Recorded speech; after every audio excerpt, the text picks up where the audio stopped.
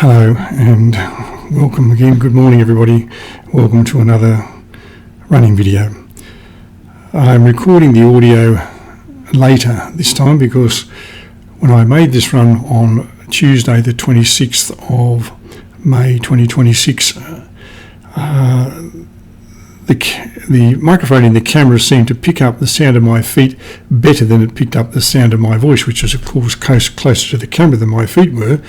That it made it difficult for me to hear what it was I'd been speaking about, and so I imagine it would be fairly difficult for you to hear what I was talking about, and maybe that would be off-putting and you wouldn't enjoy the video. So I decided to record the audio later, and I've got a microphone plugged into my computer while the video plays out, and I'm going to try and remember what it was I talked about and record the audio now. Hopefully you'll find the subject matter interesting. If not, perhaps you'll just find the scenery interesting. You can see by the few drops of water on the lens of the camera that it was raining when I started. I'm 6.5 k's into my run, so I started about it's about 6:45 now. I started about half an hour ago. It was just very, very, very light drizzle then, but it got a little bit heavier by the time I got to this turnaround point, and you can see the path is quite damp. And as I said, a bit of water on the camera, so hopefully that's not off-putting and you can still enjoy the video and I can still get through talking about what it is I want to talk about. As I said, hopefully you'll find some of it interesting and you might want to comment on what I've got to say. So, in one of Clint Eastwood's movies, I think it's The Outlaw Josie Wales, but it may not be, and so if it's not, I apologise for misquoting or quoting the wrong movie, and perhaps the Clint Eastwood movie fans will correct me. But I think it's in The Outlaw Josie Wales that he says something along the lines of, a man's got to know his limitations. And I think that's a pretty true thing in life, that you've got to know what it is you're capable of. And whilst I have said in other videos, if you think you're not going to be able to do something, you probably aren't going to be able to do it. That's a bit different from being realistic about what it is that you can do and being sensible about what you can do at any given point. Now, as I said, if you enter into something in a negative mindset, to use that word that's popular these days, then you're probably not going to be surprised when you don't achieve whatever it is that you set out to do, because you've already built up in your mind the idea that you probably can't do this thing. The reverse of that isn't necessarily true. Saying you want to be a brain surgeon or want to be the Prime Minister or want to run the marathon isn't going to, in itself, see you achieve that goal. Obviously a lot of study to be a brain surgeon. Obviously a lot of things you have to do to become Prime Minister of Australia. And to run the marathon, there's a lot you have to do rather than just turn up at the start line. Now, I haven't run the marathon, but I know that you have to put in a lot of effort to do any running and do it well. Being realistic about what you can or can't do at a particular point in life is a sensible thing. I didn't actually start running till about 8 years ago when I was about 65, and I did that because my daughter-in-law, who lives in Brisbane, invited me to go to parkrun with her one day. And I wasn't quite sure what parkrun, I did have no idea what parkrun was, but I went anyway and enjoyed what I'd done and thought, all right, I could do this thing. And then I found out it was going to start in Goulburn and be a regular thing, so I decided I would go and be part of it. When I first started, I knew I couldn't run a kilometre, never mind run 5 kilometres. So I had to be realistic about it and say, well, how far can you run? And I ran as far as I could before I felt, bushed and winded and whatever, and then I slowed down and walked, and then I ran some more and so on. And I've detailed all that in other videos, and to the point where eventually I could run the 5 kilometres.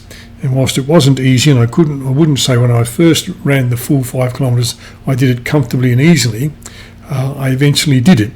And then I thought, well, I'm going to try and run a longer distance. So I was at another parkrun course, did the 5Ks that was the regular parkrun course, then I did another lap and thought, well, nobody runs 7.5K. So I went back another time, a day or two later, and ran another lap to make the 10Ks. And I've been running pretty consistently since then, and I feel comfortable doing most distances up to and including a half marathon. I haven't really done much beyond that, but I'm realistic about what I think I can do and when I think I can do it. And I think that as I said, that's an important thing. There are the people who go to parkrun who are in my age group or close to it, and that is in the age group 70 to 74, and they run the parkrun distance much faster than I do. And I'm happy for them. I obviously would like to keep up with them and like to be able to do the times that they can, but I'm realistic enough to say, well, at this stage in my life, I just can't do that. It's not for lack of training, it's just I'm getting older and it's harder to do those things. And I'm realistic about it and thinking, well, if I push myself and try to do that time that they're trying to do, there are going to be consequences beyond just the time that I get today. So being realistic about things is the point I'm trying to make here, being sensible and understanding the limitations of what you can and can't do at a particular point in your life. Now, there'll be some people who are in my age group and maybe even older, as I said, who do the 5K of a park run much faster than I do. Maybe they've been running for longer than I have. Perhaps not, I don't know in all the circumstances, but let's say maybe some of them have. So they are probably finding themselves even that things that they used to be able to do comfortably and easily when they're in their 20s, 30s, 40s, or even 50s are now not quite as easy, not quite as comfortable, and it's not the actual event that day that is the problem, it's what happens afterwards. When you get to parkrun or when you get to any running event, even whether it's just like I'm doing today, the adrenaline kicks in and you are caught up in the moment of what it is that you're doing, and so you get your mind focused on that, and it's only afterwards when you stop running that you start to feel it. And it's the next day, and the day or two afterwards, when you start to feel the repercussions or feel the implications of having done that and pushed yourself really hard that day. And so what I'm saying here is that things that you used to be able to do comfortably and easily are now a little bit more difficult, are a little bit more challenging, and they may require longer periods of rest and recovery. And therefore, if you're preparing to run a marathon, for example, what you may have been able to achieve in a 12-week training block, you might need longer to do now, because you're going to have some of those rest and recovery days in the middle. So you set out with the idea of saying, well, I can run that marathon. You look at the course and you see, well, it's pretty flat and I've run that distance before. You might say to yourself, however long ago it was that you did it, whether it was last week, last month, last year, or 5 years ago, you say, well, I've done that before, so I should be able to do that distance and so forth. But now your body's a little slower. It takes a little longer to recover afterwards. It takes a little longer, no matter how much stretching and warm up you do, it takes a little longer for all of those, all your systems to kick in, and for your brain and your body and your breathing to all be right, and for you to be able to get to the pace you want to get to and then maintain the pace that you want to be at, so that you can do what you want to do and achieve what you want to do.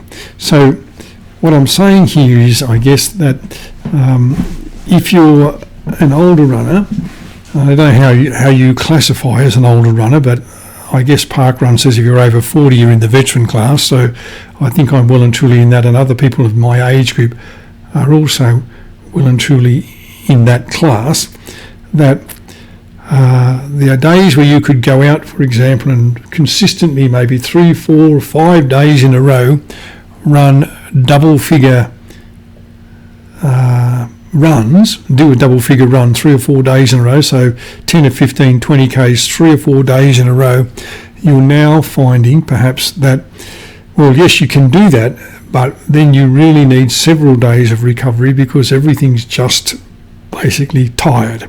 Your body's tired, your legs are tired, your joints are tired, and your brain and your mental side of you is tired as well. So what you're looking at then is saying, well, maybe I've got to cut back and spend and do my training over a longer period. So you're thinking about someone who's saying, well, I want to prepare for my next marathon, and in order to do that, I've got to get up to 90k weeks. Maybe you need more weeks to build up to that before you get to it, and then maybe you need to maintain that longer before you decide you're going to do your taper, so that you're in the right physical and mental frame of mind at the time that it comes for the particular event that you are competing in. So yes, physically you can go out and run, let's say 15 Ks 3 or 4 days in a row, and maybe for some runners that's just a warm-up. 15 Ks isn't that much. For me, it's a pretty taxing thing to do, and if I do that 3 or 4 days in a row, and I'm looking at say 45 Ks in 3 days, then I know that by the third day, then I'm going to feel, my body's going to feel tired, my legs are going to feel fatigued, and my brain and my mental side is going to be, I think the word I'm looking for is fatigue, but it's certainly I'm going to feel mentally drained as well as physically drained. Now, for anybody who's preparing for a running event, whether it's the park run or a race that you've entered, the 5K or the 10K or whatever it is that you've entered, you know that there are 3 factors that will influence your degree of success on the day. Now, you've set yourself the goal of running a particular course. Let's say it's a half marathon course. You've set yourself a time in which you say you want to finish the event, and you know that there are going to be 3 factors that influence whether you achieve A, the goal of finishing the course, and B, the goal of finishing the course in or close to the time that you have set for yourself. The first factor is the physical training that you have done.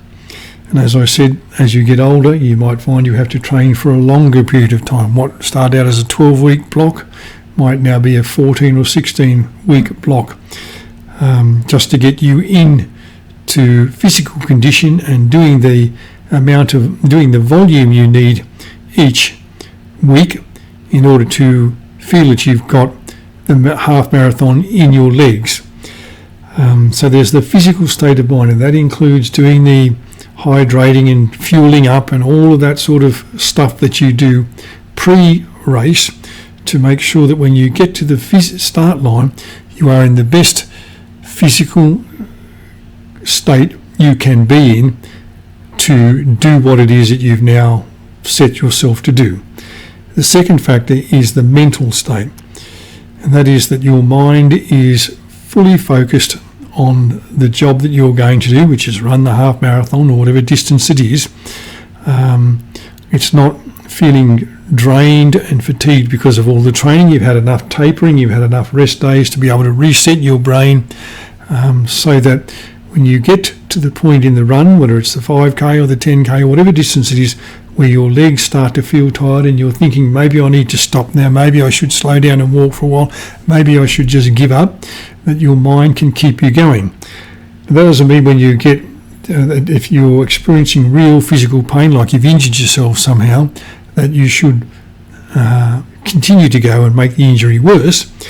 It's that point of thinking, I don't know if I can do this anymore, I'm feeling tired, I'm feeling fatigued, my legs are feeling a bit sore, or put my foot down the wrong way there and I've got a twist in my ankle or something like that. All those little niggly things that go through your mind while you're running, that make you think, well, maybe I should stop now, maybe I should slow down, maybe I should give up altogether and just step off the course and not finish. That's when your mind kicks in and says, come on, you can do this, get to the next marker.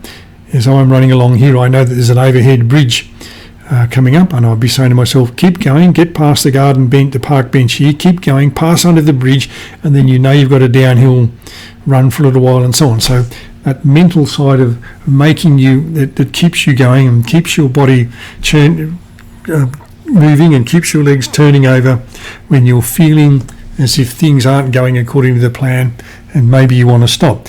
And then there is the things that happen on the day that you just can't control.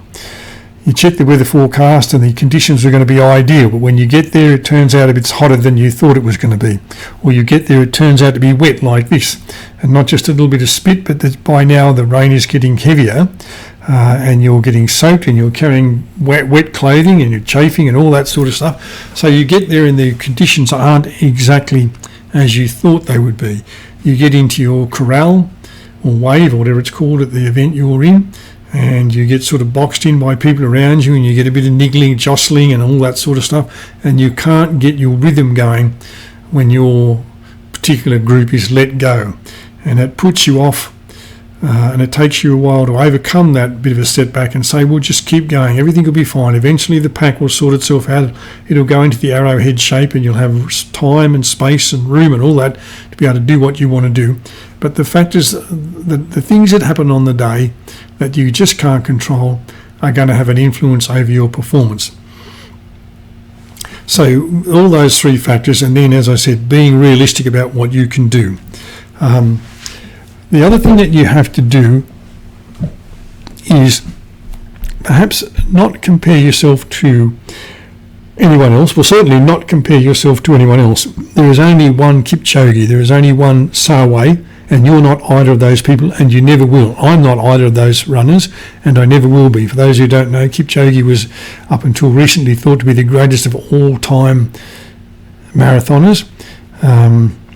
And Sawe is the guy who just ran the London Marathon in 1 hour 59 something. So the first person to officially run under 2 hours at a marathon, doing what people said was impossible and would never be achieved, and so on. He's done it. But you're not that person. I'm not that person, and I'm never going to be. And to be blunt about it, you're not going to be either. So it's nice to look at their achievements and look at their times and look at their records, and perhaps. I don't know, not bask in the glory of it, but at least give them some credit for what they've achieved.